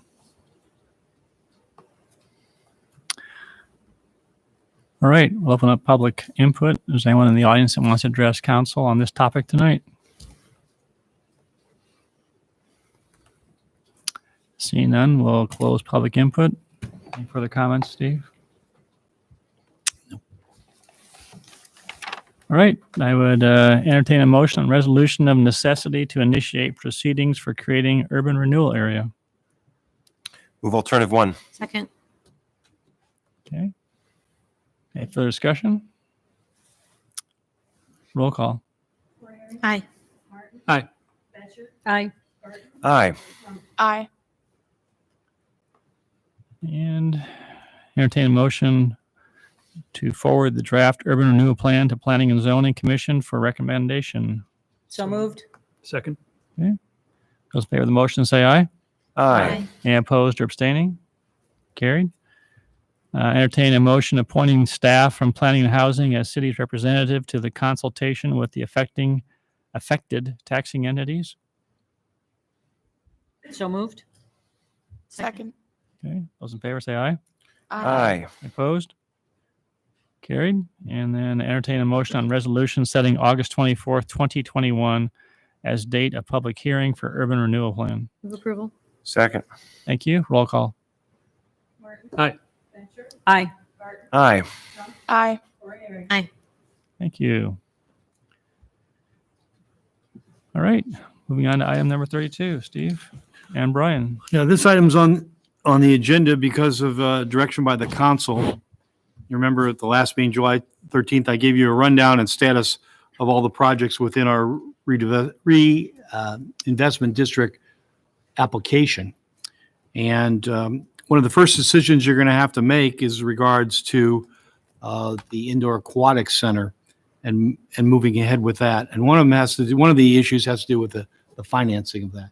Bonds are going to have to be issued to support that project upfront.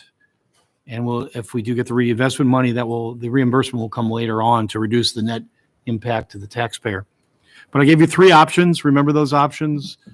Proceed under the urban renewal process, take this issue to a vote, referendum election, or a hybrid. And time seems like there's a lot of time, but it really isn't. If you remember the approval of the urban renewal plan that Kelly laid out in the previous council action form was August 24th.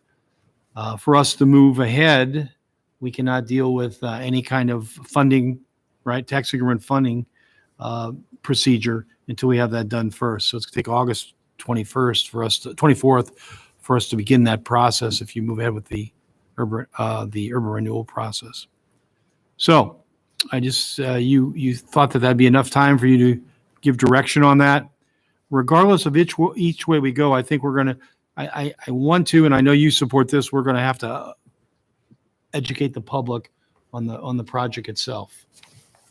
Even if a bond referendum's out there, we're going to have to take a fairly complex or let's say an unusual funding formula here with a $31 million project that's going to be funded with hopefully $10 million donations and $10 million ultimately of reinvestment district money. We're going to have to explain that to the citizens and probably offer the more conservative approach. If we didn't receive any of the reinvestment money, what would it cost them as far as their taxes, even though they're not voting on it? So we need your direction on that, and I can give you, depending on which way you go, I can give you a little bit more summary of the timing of this. Questions? So it's one of three options, I think. Okay. Hearing no questions, I'll open up the floor. Anyone have any for public input? Anyone wish to address council on this item tonight? Seeing none, we'll close public input. Did you want to add anything else to it, or? Well, I give you a little bit of timing. If you approve the urban revitalization renewal plan, on August 24th, let's assume you go with the urban renewal approach. At that same meeting, we would give public notice of our intent to issue bonds for the aquatic center. And then on September 14th, the council would consider the resolution of the issue of bonds. And it's at that time, before the close of that hearing, if you will, that a petition would have to be submitted prior to the close of that hearing that could receive then we have until, let's say something is received on September 24th. It's interesting. If we do receive a petition, we only have 2 days to kind of verify those names before the September 16th deadline. Remember, we have to notify the auditor of any election we might have. That only gives us 2 days, very short window of time. If we miss this particular, and this gets us in place, if you go with an election, get you in place for a November 2nd election, correct? If we miss that particular window, then we're into March. And unfortunately, if you get March before we have an election, our reinvestment district application is due February 25th. And I'm concerned that we would have an application that has a contingency on it. In other words, the passing of a bond issue in the later of the month. That could give, that would allow the state to reject our application and redistribute the funds to the other applicants. So it's a very tight window here if something happens. So that could tell you a little bit of a calendar, what we hope to accomplish, or what would need to be done either way in the urban renewal, or if we have a petition that forces the election. Any questions on that? Pretty clear? Mayor, if you're open to a motion, I'd I like am. the privilege of moving alternative, the urban renewal alternative for proceeding with this plan. Is there a second? Second. Any further discussion? This is, it is not a usual thing for us to move forward with a matter like this without taking it to the voters for their input. But I think given the importance of this, the timing of this, and the input we've already received, I think this is an extremely appropriate measure. Personally, I think this is one of the most consequential votes I've taken on city council in 8 years. This is a legacy project for our community, and I couldn't be any more supportive of it. Everyone understand the motion?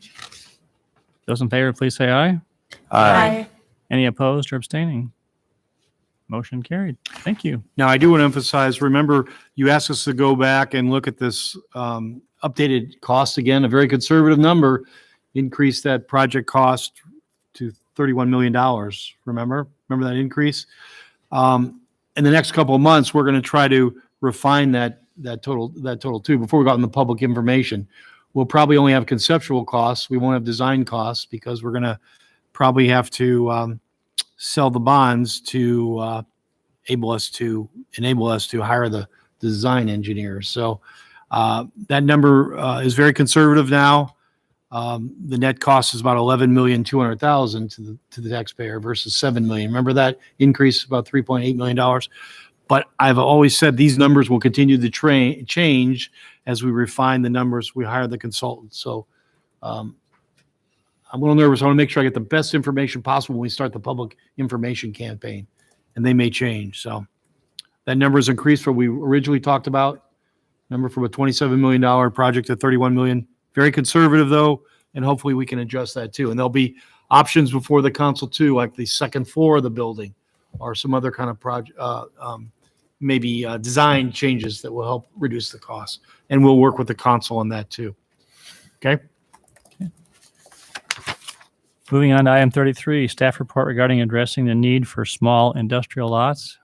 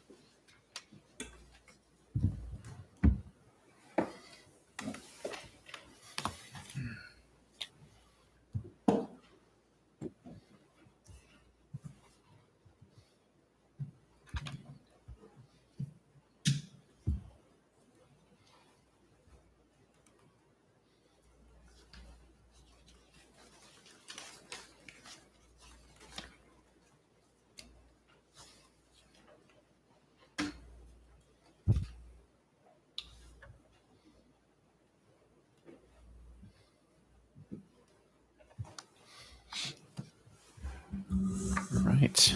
All right. Good evening. Thank you. So we are coming back to you tonight after your direction in May, the city had received a proposal from a developer to look at annexing land and doing a new industrial park off of Dayton Road, just west of the USDA facility up on Dayton. So at the May meeting, you directed us to take a look at the amount of general industrial land. We use general industrial because that's the zoning category that would most closely fit probably the types of uses that the developer would be looking to develop in this proposal or proposed industrial park of theirs.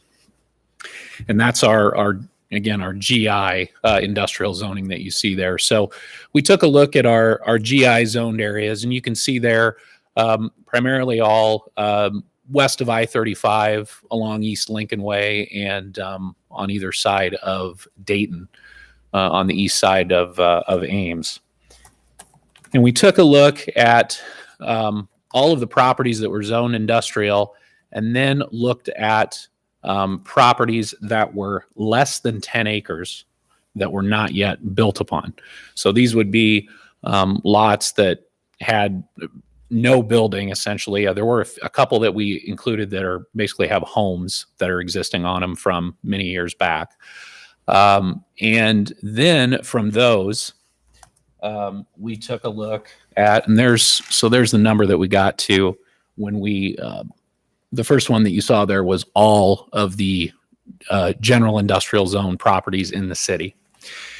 The one that you're looking at now are all GI zoned lots that are unbuilt. So after taking a look at the amount of land that we had that was still unbuilt, we then took a look at where a lot of those were concentrated. And there are still, I would say, a good handful along Bell Avenue that are currently unbuilt. And Bell Avenue is the Ames Community Development Park. The Ames Community Development Park is noteworthy because the proposal from the developer would pretty closely follow what the Ames Community Development Park was imagined as. And so then we also looked at where else we had a fair amount of industrial land and what it looked like, why it hadn't been developed. Well, you can see there right around in this area, that is along Friel Drive.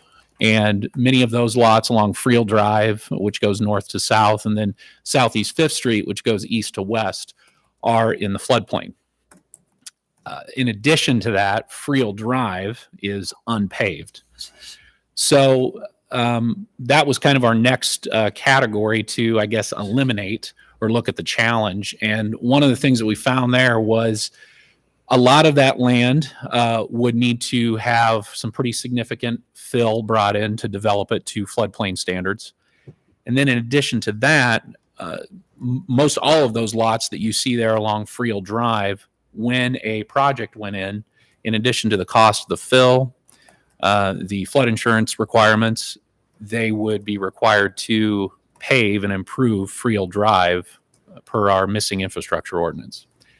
So we then decided to eliminate those properties due to the fact that probably most small to mid-sized businesses would at that point find those sorts of properties unfeasible financially in terms of development.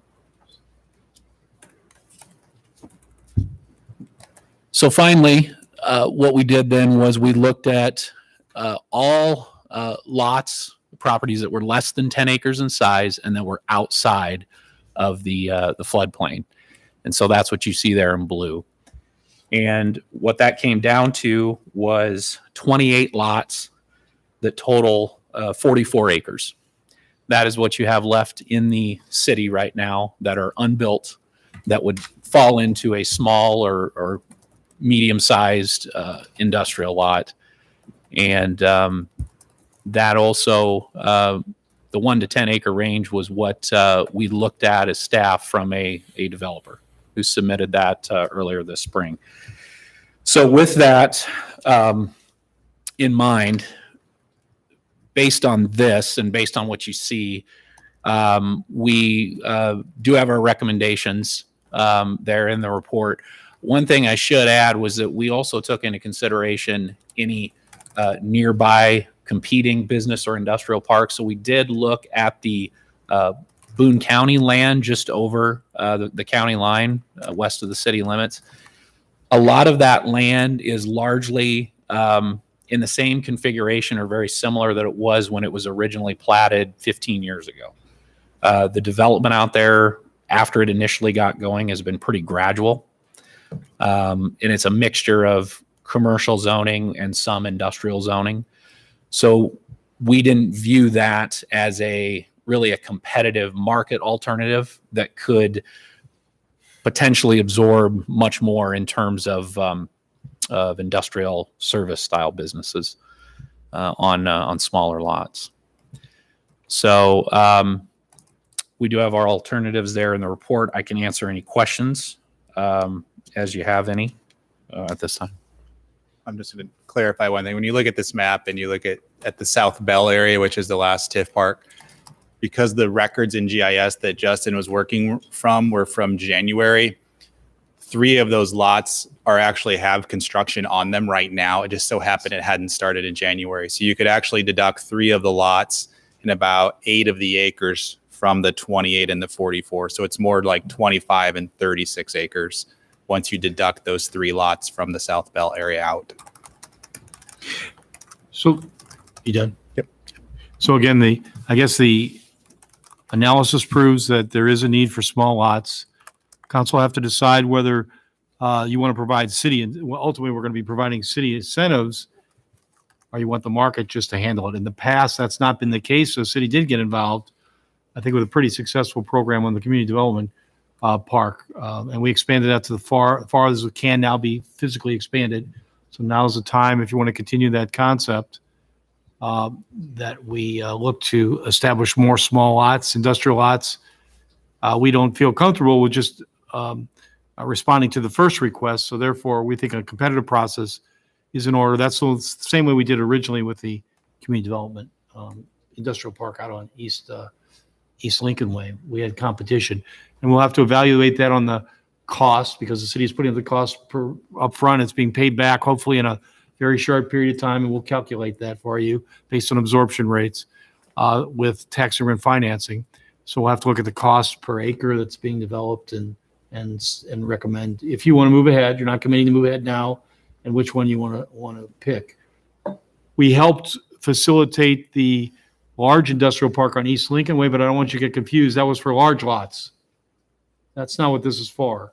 This is for lots that may be 10 acres about, or maybe there'll be a few larger. But if you look out what we had there, these are the homes of REG, Story Construction, very nice businesses located out there. That's what we're looking for, those kind of lots. Not what we're looking for on East Lincoln Way, where you're looking at 40 acres to 60 acre kind of industries out there. So we think it's warranted to move ahead on that, at least see what's out there for competition. Even if there's one, if it's too costly per acre, we may not be able to justify it either. But we want to at least look and see if it's out there. Sure. Can I just ask a couple of 10,000-foot questions? I think this is a complicated item on our agenda tonight. Could you give us just, maybe Steve, this is for you. Yeah. What are we wanting to accomplish with this agenda item? What are we trying to do long-term? At the end of the day, what is our objective? We want to increase our tax base, more specifically industrial tax base, which more specifically creates jobs, which is in keeping with your economic development plan. We have a segment of the market that we're not offering that right now for whatever reason. The market's not supplying it. That's small lot industrial, and we're trying to create that. If we're doing that, we are. You have to understand, by doing that, we're facilitating and we're picking a winner. In other words, we're picking one group that's going to have the ability to sell those lots cheaper, because they're not going to have to pay for the infrastructure, right? They have the cost of acquisition, not the infrastructure costs. So we hope that we can offer below market land and make it competitive. We can compete with other cities in drawing in people to this particular area, these small lots. So it's in keeping with your economic development and then vision. A second question. So, and I appreciate the map very much. But how do we think about these lots in the context of our 2040 plan, where we hope to expand the amount of commercial space? This is not commercial space, it's I industrial. apologize, industrial. I can talk to that. Yeah. So in Plan 2040, we all just circled East Industrial and said, boom, 1,000 acres, don't have to worry about it. Well, we went a little further than that because that is really Barilla-sized kind of projects, at least to start with. So we identified that there was some fill-in industrial sites. One of them is the Dayton area near the disease lab, which is one of the sites that was brought up by the applicant here. But we also looked out west to Boone. When we did the west growth area, it's not in tier one. Tier one was more about retail, commercial uses and housing. But as you went west on Lincoln Way, because that Boone development is there, it made sense to say we're going to need more service commercial uses, more light industrial. And the Plan 2040 would say that's a great place for it because it does have highway access. As you go west, it can build off of a concentration that's there. Other than that, we didn't identify any other kind of nodes where small industrial might happen. As you look here on these maps, I think actually I go back to the other one, go to the yellow one. You know, this is your market. These are your selections. When someone wants to start a small business in Ames, this is what they're looking at. If there's not an existing building they can move into. So a lot of these are tough to use. They're going to take financial investment, substantial financial investment, or they have the floodplain complications. So what Plan 2040 just acknowledges these exist. If there's no input by the city to change the market, this is what you would find. To be a long time till some of that land in Boone becomes available because you need to see some development happen to get out in that direction. Boone County could just approve it also like they have in the past. But otherwise, this is really what we're looking at from Plan 2040's perspective of available sites for I would call small industrial, small business startups that are not research oriented or not manufacturing, probably not large plants. Kelly, could you tell us what kind of efforts you made to reach out to stakeholders on, for example, Friel Drive or in the business community to help us get that perspective on this? We haven't because staff didn't, or council hasn't asked us to move forward with any level of effort. The request was to provide background data on what's the conditions or the amount of land available in the city. So from our perspective, the first step was to give you this inventory information. You hadn't asked us to go out and find out what other people think or how they would view an option of proposing this. So that's fair. So this is just sort of preliminary stage. So this is preliminary, but it leads you then to that next step. If you want to follow through on the request, as Steve described, your next step would then be to tell us how to go about soliciting proposals for development. No, you don't have to tell us how to do it. We'll do it. Yeah, I mean, you have to tell us to do it. To do it. But again, you're under no obligation to follow through and pick someone, right? But I want to tell you, again, we're going to pick one that we're going to tie our wagon to. Not every developer comes in, are we going to recommend TIF for small lots? We're going to give this incentive in one place. So we have to publicize it to make sure people give their best, if they're interested, give their best proposal to us, right? In the best area. So we'll know the area, the proposal, the amount of acres, the cost of providing infrastructure. Because we're going to pick one to do this. It's kind of interesting. So when I asked Justin, we have to have some kind of absorption expectation here, not only to protect ourselves and we actually see our investment realized, but just to kind of get a sense of the market. So if you think of, again, the Ames Community Development Park was an effort that the city undertook in 2009 is when the council approved creating the urban renewal area, doing the TIF, bidding the project, doing the infrastructure construction. So it's existed for about 10 years. So about half, you correct me if I'm wrong, but about half of the small general industrial buildings that were built in the city were in the Ames Community Development Park, and about half were distributed across the city in other locations. So that's just the last 10 years. But so these lots, some of them will still get built on. It's still a competitive market. Some people want to be one place over another. We did put limitations in the community development park. You can't get tax abatement. The things that we negotiated into that agreement were to ensure that we got repaid as a city. There was some market advantages to have lower prices on the lots. We haven't gone through all the factors we would put into this again, but there's definitely going to be some limitations here to make sure we get our investment back in a reasonable time frame if we go that route, compared to just being on the free market. You take your lot, you comply with zoning, and you can do what you want. So I'm very supportive of trying to do something with this area.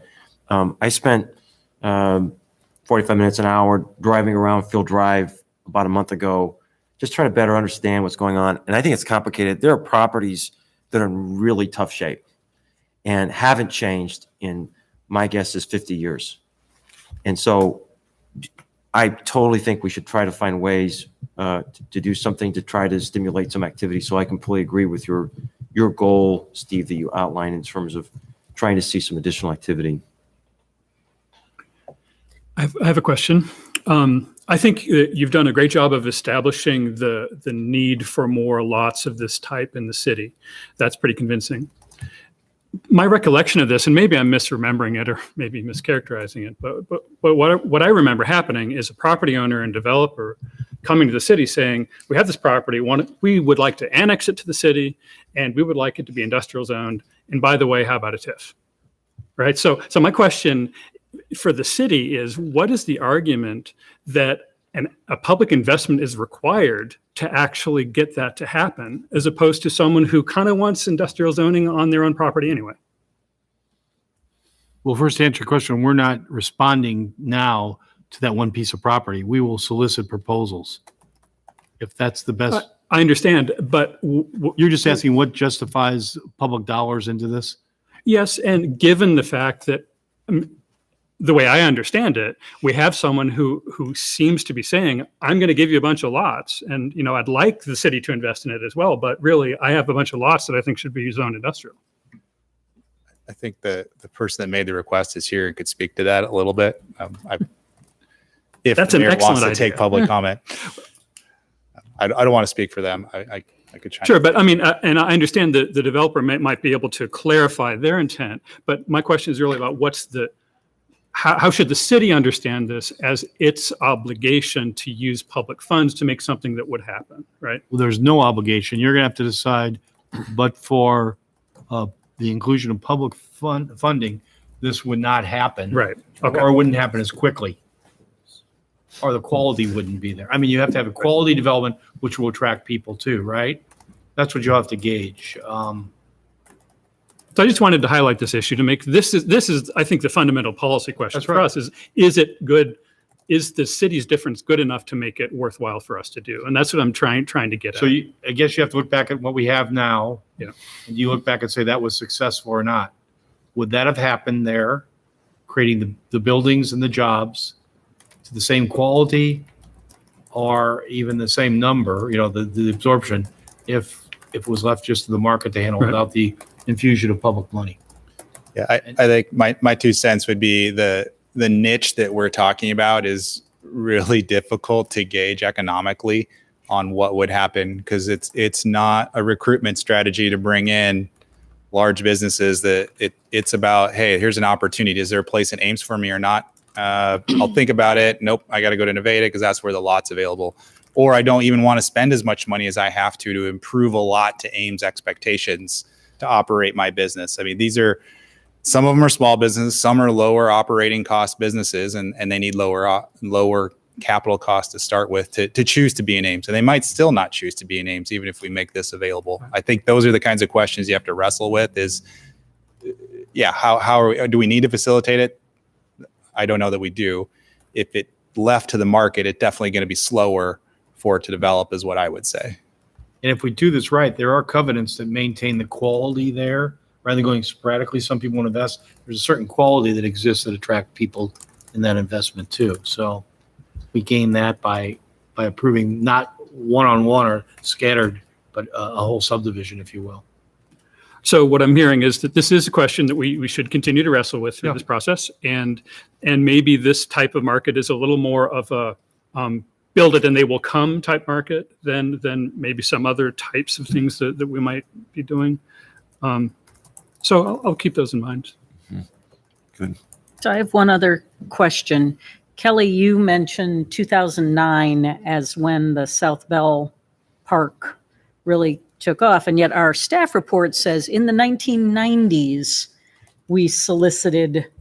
That was the first phase. So there's at least 3, if not 4 phases to the Ames Community Development Park. So the last phase is the one I was referencing in 2009.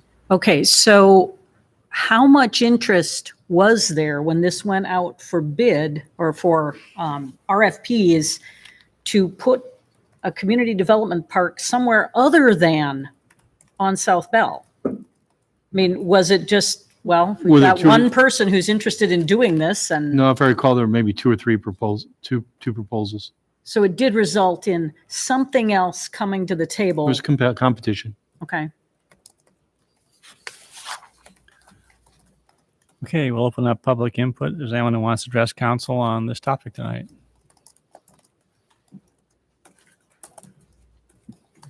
Okay, if I stand over here, so I just got some information I'd like to. Just so long you can be heard, Chuck, maybe try and use a microphone. The microphone on the side. Yep, try that. Yep, I hear it. Just wanted to. And you know the drill. Yep. Been a while since we've been here in person. So, good evening, Mayor and Council. Chuck Winkleblack, 105 South 16th Street.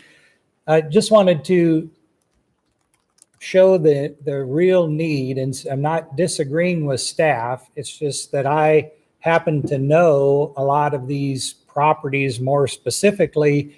And so the number that we actually have available to be purchased, to be built on is closer to 0 than not. So we'll just start up here. This is a piece of land that McFarland Clinic owns next to the dialysis center, currently not for sale. These pieces along the railroad tracks are owned by the Union Pacific, currently not for sale. There is a building on that particular parcel, so I don't know that it could be built on. This is a property that Story Construction has used for decades for their laydown yard. It's not available. This lot has a building on it that I built and sold to Iowa State.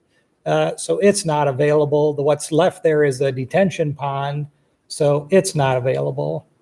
We come over here. This lot has shared parking and drive owned by the people that have a building to the north there. There's a building on that particular lot. There's this is an old salvage yard that will be, it's not been for sale, and even if it was for sale, I can't imagine the cost to clean that particular piece up. This is a cell phone tower that sits on that property. It's a flag lot with a cell tower or some kind of a tower to the back of it. It's not available. This particular lot is owned by the people by Drain Tech that own that lot, and they are not an interested seller. There's a construction going on this lot. This lot is under contract, and we believe that they're going through the process with the city, or at least I've seen a site plan, a preliminary site plan. This lot is owned by DMAC for future development for theirs, so it's not available. And of these 4 lots that are here, 2 of them have buildings on them currently. The middle one was sold to somebody that just is taking a breath because of COVID. And the lot that's up there is used for a parking lot for that building there. These 2 lots I didn't mark up, but they are owned by the people that own that particular lot. Now, the folks that have been interested, I have not talked to them this week, but those parcels were for sale. This parcel is used by an automotive person to store cars, as are those 2 lots up there. So when we get down to it, yes, there are lots there, but I would submit that there are very few that are actually available to build anything on. Our latest project on South Bell that was in 2009 could not have been finished at a worse time. There was very little things going on. What started in 2008-9, and we really didn't do much of anything until 2013 or 14. So as far as what's actually available, when we have people come in and they look at the complications of dealing with the stuff on Friel Drive and in the floodplain and getting insurance for that, they go talk to their lenders, and with Ames history of having 300 or 400 or 500-year floods in the past 25 years. The floodplain most of the time is not a viable option. To answer Councilman Martin's question about, yes, the request was put in for annexation and industrial development, but they would end up being either 10 or 20 acre lots that would not require infrastructure to be put on there. Because when we're competing with people, all those folks, or most of those folks along South Bell, we're competing with the Nevadas and Huxleys and Boones and other places where people will give land to people if they'll build a building. So if we would try to develop that, remember that the lot price with the TIF agreement the last time was capped by the city of Ames. So the intent is to buy down the cost of the infrastructure so that it makes it more available to people, keeping the land price down so that more development can happen to continue to increase our tax base. So yes, the land, if we're not selected, that land on North Dayton, we would still seek annexate, or going through that process, would still seek industrial zoning.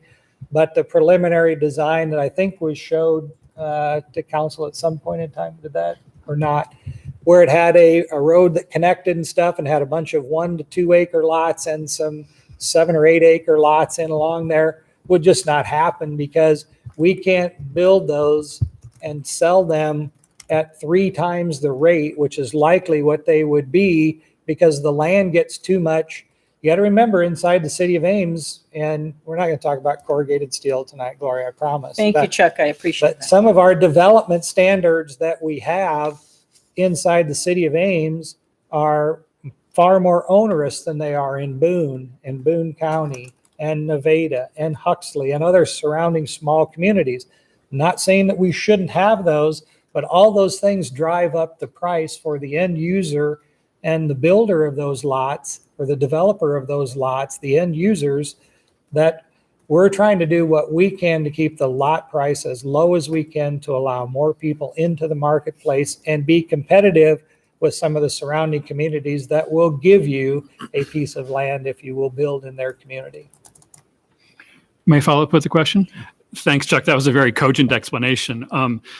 So just to rephrase, I'm not sure I understood the first thing you said, but I'm gathering you're saying that through the public investment, you would be able to reduce the lot sizes and make more lots available. Is that the idea? Yeah, 100%. Okay, thanks. Anything else? Nope. Thanks, Unless you have Chuck. any more questions. Thank you very much for your time. Anyone else want to address council on this item? Seeing none, we'll close public input. Follow-up questions or comments? Hearing none, I'd entertain a motion. Relative to directing staff to prepare an RFP for, we have several alternatives. So actually, I'll just look at alternative 1, 2, or 3. No. You want to talk about timing on this, Kelly, as far as staff time? Yeah, for my department, if you choose the RFP process, I don't think we can really work on that until later this fall. With Ames Plan 2040, I don't want to commit any resources anywhere until we're done with public outreach. And I know what my staff has to do to get that done in the next couple of months. So if you pick that option, we'll probably come back to you with an RFP in the fall. And that allow you, it's not coinciding with what Chuck's describing, but the process he has to go through for a fringe plan amendment and get his land annexed anyways, he'll still probably be behind that schedule, even if we pick the fall. So it seems like a decision-making process for the winter, and then be able to, if you choose to go forward, start to get into construction and bidding and maybe be able to do infrastructure later next year. And I don't think that stops or gets delayed if we wait till the fall to start this. And again, if you move ahead with it, you're not committing to follow through. If there's no commitment on the council, if the cost per acre is outrageous, it may not work for us right now. So it's really investing the staff time to move ahead with that, see what other interests there is out there. I'll move to alternative 1 to direct staff to prepare the RFP. Second. Okay. Moved and seconded for any discussion? So, Kelly, one more question. So could you walk council through some of the additional steps you would take to reach out to the business community to help us better understand So this I guess I want to proposal? understand what am I reaching out to the business community to gain input on? Yeah. If we're putting a proposal out that says, we want to know what the costs are, what you project to do with it, things like that. It's really from the city's perspective. No, you're saying how we solicit interest? Are you talking about how to advertise an RFP, or are you talking Yeah, about talking about the reaching out to RFP the business advertising? community about their interest in the city doing this? So Chuck's map is very important. Helps us to better understand the context. Yes. And as we think about allocating public dollars, I think getting additional information from the chamber, for example, might be helpful. Additional Whether, information on what? whether they support this? Supported or just other comments about the availability of these lots? Well, I'm not sure they have any knowledge of it, any better knowledge than Chuck. I'm pretty confident they would support this, but we could ask them if we ask the ADC. I think more how will we entice interest in this? I think we could contact every property owner of these kind of lots and tell them the city is soliciting proposals and explain the process to them. If anybody wanted to take advantage of this, they have to submit a proposal. Right. With the criteria we develop on how we're going to select them. But if you're looking for input, whether people would support this, I would imagine you'd probably find they would. Now, the people won't like it is we pick a winner. The one who's picked is going to be able to offer land at a reduced price. And you can't you'll be betting against yourself if everybody who comes in asks for a TIF. Well, we're going to have outstanding bonds we have to pay. So we want to make sure ours gets paid off before anyone else's. You see, that land is going to be advantaged. And we want it that way because we want it to sell so it builds a building and pays us off more quickly. So it really will be the aftermath of it because the property of whoever we picked is going to be a bit of an advantage. That's helpful. Thank you. I appreciate, Chuck, your additional feedback tonight.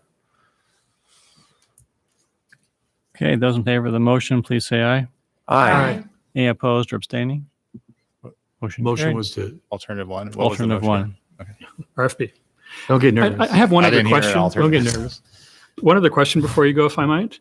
And that has to do with all this discussion about the lots on Friel Drive and how hard they're to work with and their zone GI. And I'm wondering, is there something about that zoning that is inhibiting the use of those lots? No. Or is it just they're tough to work with and the zoning is fine? And I would say GI would be the most favored zone in the whole city. It has essentially Most flexible. the least expectations. I wouldn't call flexibility, least expectations.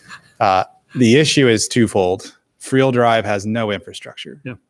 So if you want to use a lot, we have a missing infrastructure ordinance. That's very difficult or problematic to even deal with when you have a gravel road and you're an interior lot. So that the types of improvements you can put on those lots without triggering infrastructure investment are pretty minimal.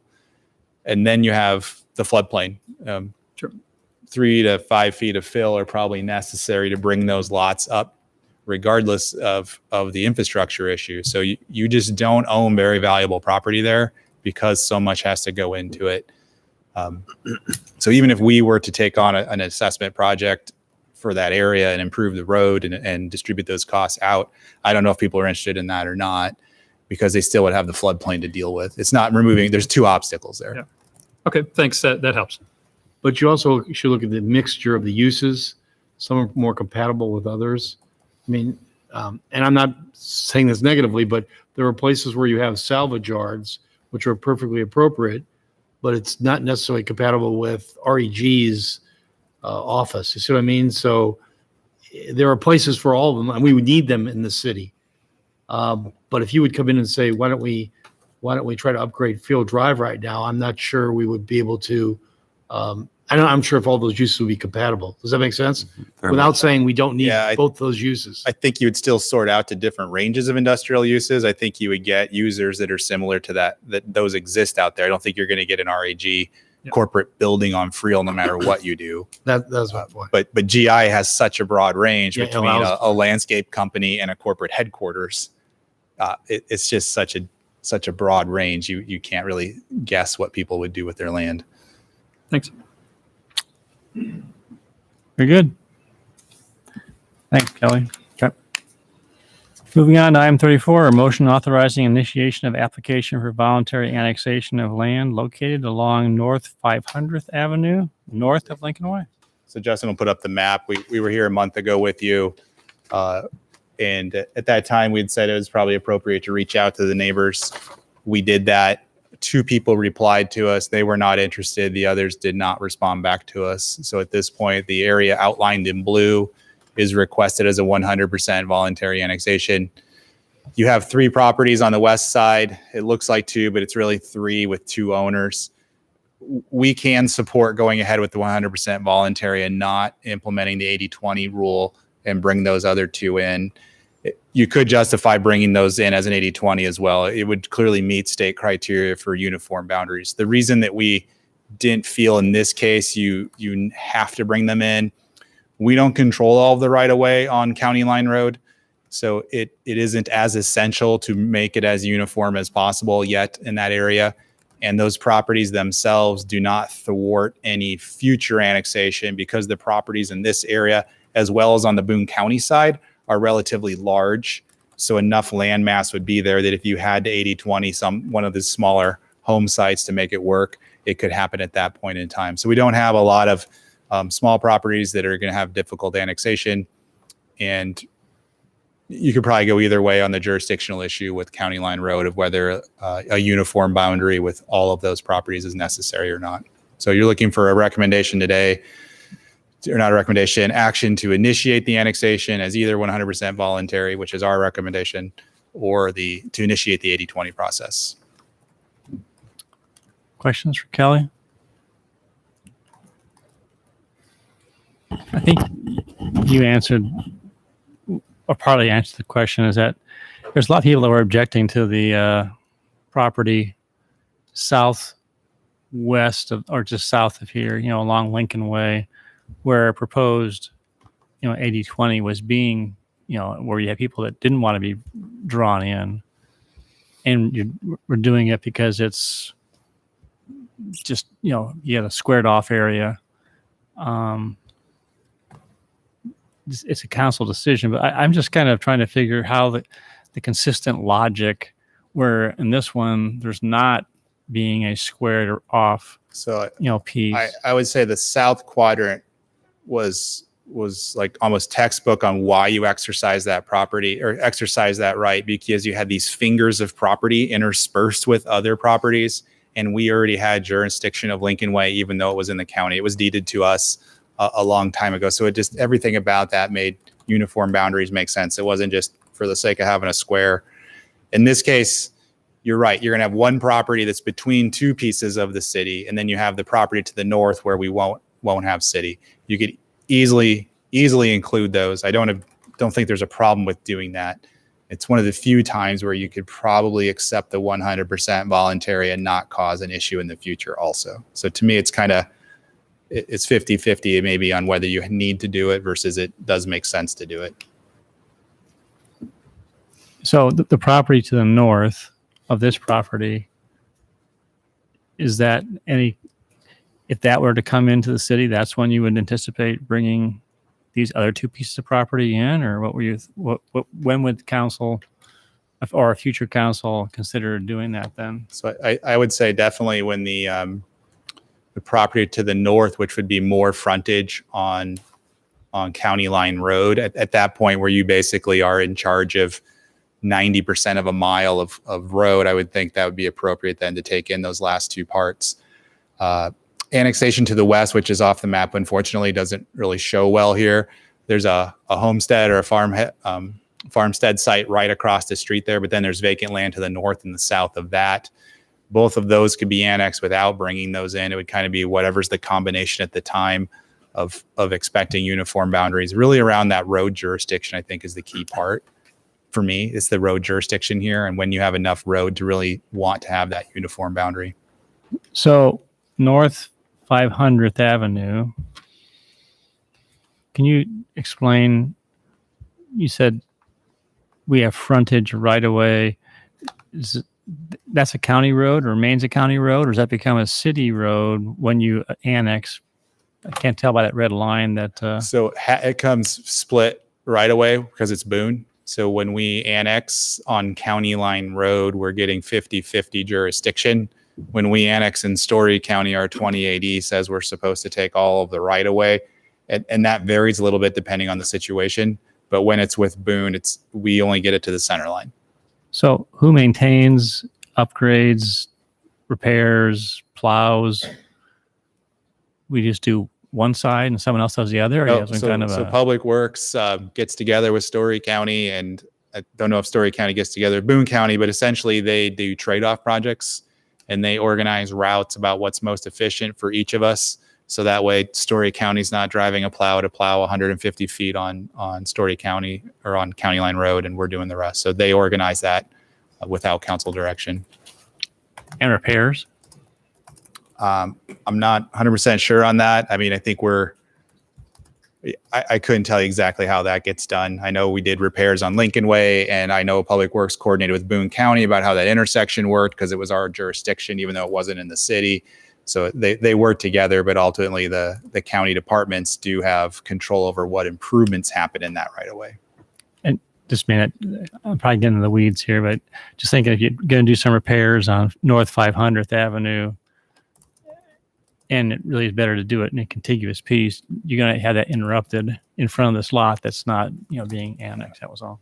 I would agree. If that's that kind of jigsaw puzzle approach, that's why you would normally do uniform boundaries. Okay. All right. Open up public input. Anyone want to address council on this item? Seeing none, close public input. Council?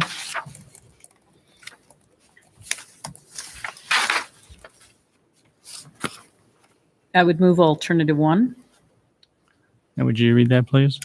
That is, accept the application for 100% voluntary annexation for only the property in the request and direct staff to initiate the process of annexation. Thank you. Is there a second? Second. All right, moved and seconded. Any discussion? This is a little bit difficult just because I think there are two different ways to look at the fairness here. And when I look at it, I feel like it's fairer to our recent history in this neighborhood to try to square off the boundaries. So that's my preference. Okay. Those in favor of the motion, please say aye.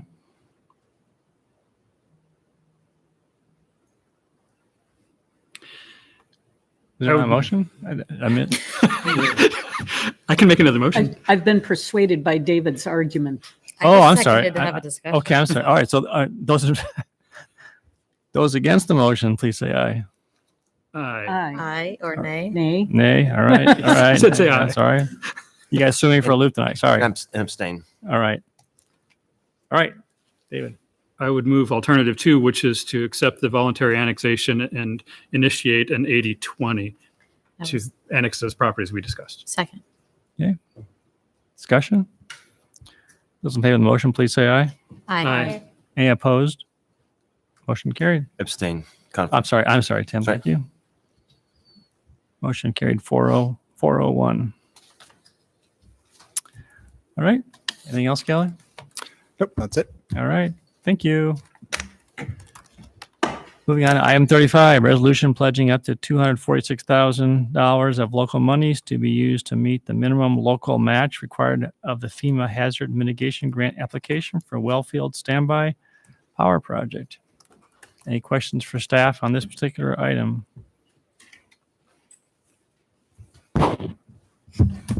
Anyone in the audience wish to address council on this item? Close public input. Entertain motion on resolution. Move alternative 1. Second. Thank you. Roll call. Aye. Aye. Aye. Aye. Aye. Thank you. Moving on to item 36, first passage of ordinance amending urban deer management program regarding reporting requirement. And it's my pleasure to welcome Chief Huff. Good evening. So what you have before you is a change to the Urban Deer Management Program ordinance.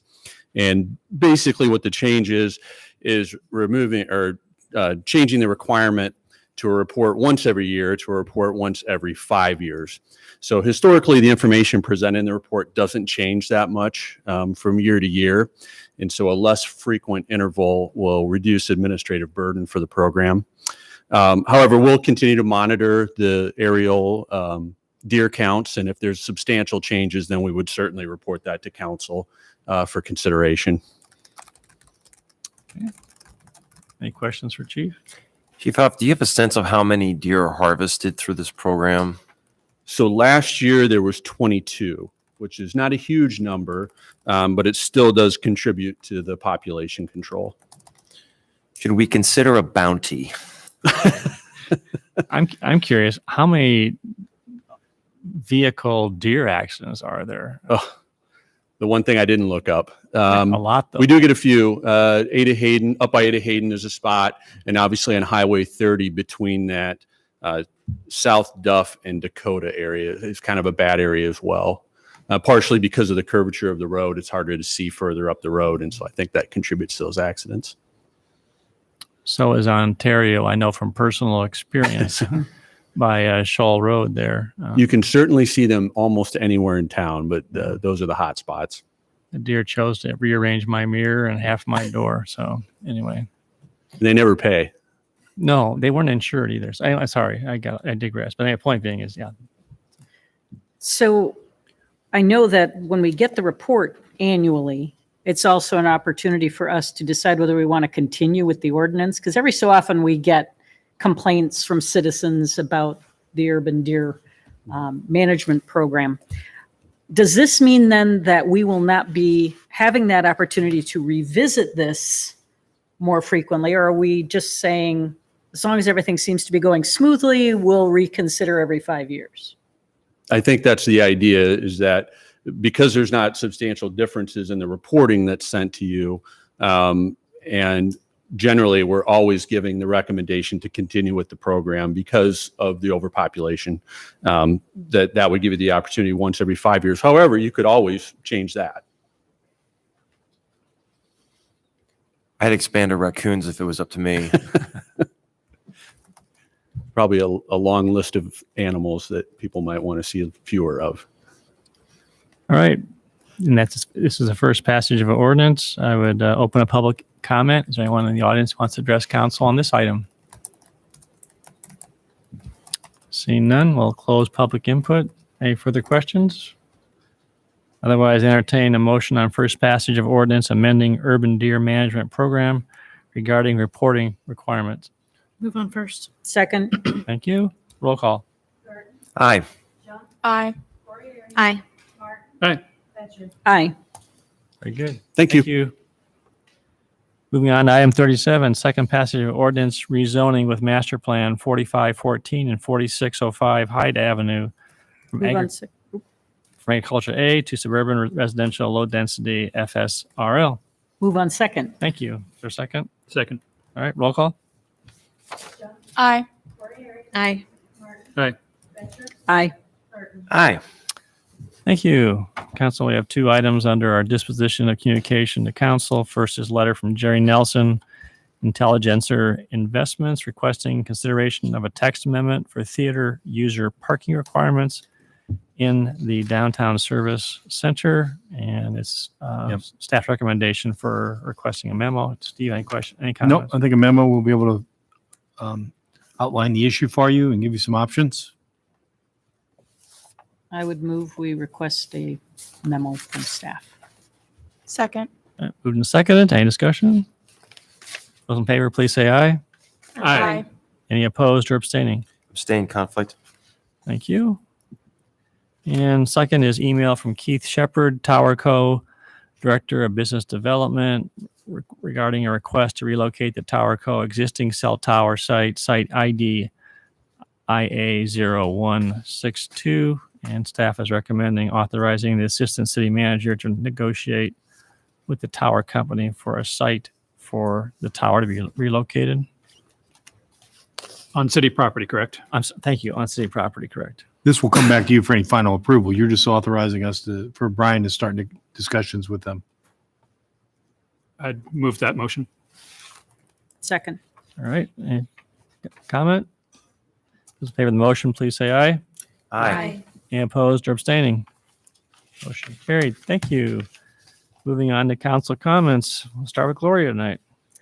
I appreciate the fact that we're going to have that discussion about our policies, and I hope that we're going to be having an opportunity soon to get some of that diversity and inclusion and policy-making training that we have been talking about, and I know it's been held up because of circumstances beyond our control, but I think that the workshop could fit in well with that in the future. So that's all I've got. Thank you. Tim? Nothing tonight. Thank you. Rachel? Nothing tonight, thanks. Amber? Nothing for me. David? Yes, about the comprehensive plan and our review and publication process of that. I've communicated with some of you about this, and I'm in the position where personally I think it would be better if I had another crack at it before it went out for the public, and maybe other council members would like that too. Steve sent us some options for a way that we could approach this, and one of them, option 2, suggests that the plan would be on August 17th, an additional version would be sent to council. We'd have another opportunity for review before voting on August 24th, whether to approve the final version for public distribution and comment. I like this idea, so I would like to move that we pursue this option 2. Second. Those in favor of the motion, please say aye. Aye. Any opposed? Carried. Anything else? No other comments. Thank you. All right. Any comment on power? Tomorrow. Hey, you know how it's been hot for the last couple of days. We're issuing peak electric alerts, so we hope everybody cooperate to everything they can to hold down their electric consumption for the next couple of days. Things like curtailing dishwashing and laundry during the daytime hours. Peak alert goes into effect from anywhere between 2 to 7 o'clock because we have our highest consumption each day. Anything you can do, dial back your thermostat, or your air conditioner, or dial it up, excuse me, and also shut your shades. We really need your help. I know we'll be calling some of the major industries in town, and we're certainly going to look at our operations too. We want to avoid a new peak. A peak locks us into some higher costs on obligations to actually build additional capacity to meet our energy reserve requirements. You want to avoid that peak increasing every year. So anything everybody can do to help us avoid the next peak will be greatly appreciated. You'll notice we'll also implement our demand side management system on shedding load through your electric, your air conditioners. You'll notice that's going to be in place. So we appreciate everybody who's participating in that program too. This is where it really counts. And anything you do for the next couple of days will be helpful. Also, I want to tell you, you may have noticed it hasn't rained in a number of days. So we're dusting off, unfortunately, our drought policy, and anything you do the next couple of days too to reduce water consumption will be greatly appreciated. I don't think rain is in the forecast for the next couple of days. We'll certainly try to educate the public again what that policy is. As we ratchet that up, there are steps and requirements as we get involved in that policy. But right now, we're asking for cooperation. Try to hold consumption down as much as possible. It'll be greatly appreciated until we get some rain. Okay, thank you. All right, with that, entertain a motion to adjourn. Move we adjourn. All right, we are adjourned. Thank you.